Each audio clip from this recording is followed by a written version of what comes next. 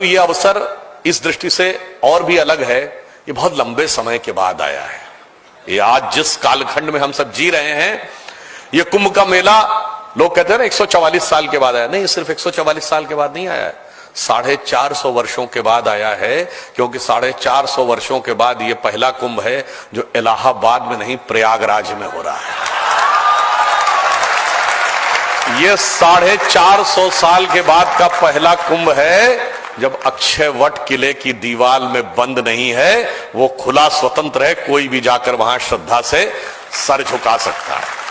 ये 500 साल के बाद का पहला कुंभ है जब भगवान श्री रामलला विराजमान पूर्ण प्रतिष्ठा के साथ मंदिर में स्थापित हैं, और अब जिले का नाम फैजाबाद नहीं, अयोध्या है। ये 350 साल के बाद का पहला कुंभ है जब भारत में औरंगजेब के नाम पर बने हुए महाराष्ट्र के एक जिले औरंगाबाद का नाम अब औरंगाबाद नहीं है, छत्रपति संभाजी नगर है। ये एक और दृष्टि से पहला कुंभ है। मैं कह सकता हूं हजारों सालों से कुंभ होता आ रहा है, पर शायद हजारों सालों में भी ये अलग प्रकार का कुंभ और शिवरात्रि आई है।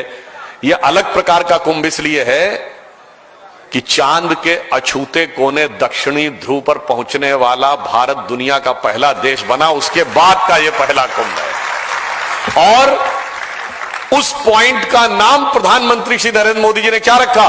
पॉइंट शिव शक्ति। और यह भी, ये शिव शक्ति का कॉन्सेप्ट कहां से आता है? इसी काशी की धरती से। जब आप नारा क्या लगाते हैं? नमः पार्वती पतये हर हर महादेव। सिर्फ हमारे यहां ही शक्ति की आराधना है। दुनिया की बाकी सारी सभ्यताओं में पुरुष, ईश्वर सिर्फ पुरुष है, स्त्री तत्व का कोई स्थान नहीं है।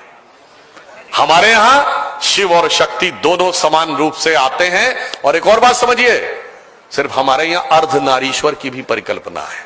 भगवान शंकर अर्धनारीश्वर हैं, परंतु अंतर क्या है उनकी सोच और हमारी सोच में? उस अर्धनारीश्वर स्वरूप में स्त्री और पुरुष का तत्व किस प्रकार मिलकर इस संसार की रचना करता है, जिसके लिए कालिदास ने रघुवंश के प्रथम श्लोक में लिखा है, वागार्थम संप्रक्तो वागार्थम प्रतिपतये जगतः पितरो वंदे पार्वती परमेश्वरो। अर्थात शब्द और अर्थ से मिलकर जैसे कविता बनती है, वैसे ही भगवान शंकर के अर्धनारीश्वर स्वरूप में मां पार्वती और शंकर से मिलकर यह सृष्टि बनती है। बगैर अर्थ के शब्द का कोई तात्पर्य नहीं है, कोई अस्तित्व नहीं है, और अगर अर्थ है तो उसकी अभिव्यक्ति नहीं है अगर शब्द के रूप में ना हो। सोचिए, और ये बात ऐसे नहीं है।